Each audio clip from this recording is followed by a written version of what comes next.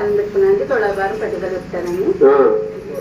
పాప బాగుందని పెట్టుకున్నానండి. పాప బాగుంది అది ఇప్పుడు వచ్చానండి. వచ్చిందమ్మా. అదండి ఓకే తల్లి. అదే పదో బొడిలో వచ్చిందండి. అమ్మా ఈ చెప్పలేకపోతే చెప్తాను.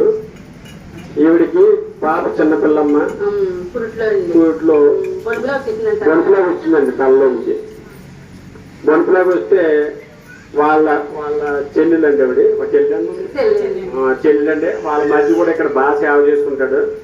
ఆయన ఫోన్ చేసి చెప్పాడట, స్వామిని తలుసుకోమ్మా, ఆ గంధం కూడా పంపించారు, రాశారమ్మా, 2 రోజుల్లో ఆఫీసు పడుతుందని అన్నారట దాని గురించి.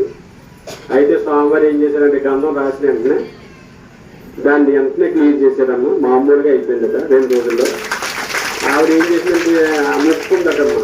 అంటే స్వామివారికి పట్టుకెళ్ళడం, ఆవిడ ఎంత బరువు ఉంటే అంత బరువు స్వామివారికి నేను ఎత్తుకుంటానంటే ఇప్పుడు తెచ్చిందమ్మా ఆవిడ.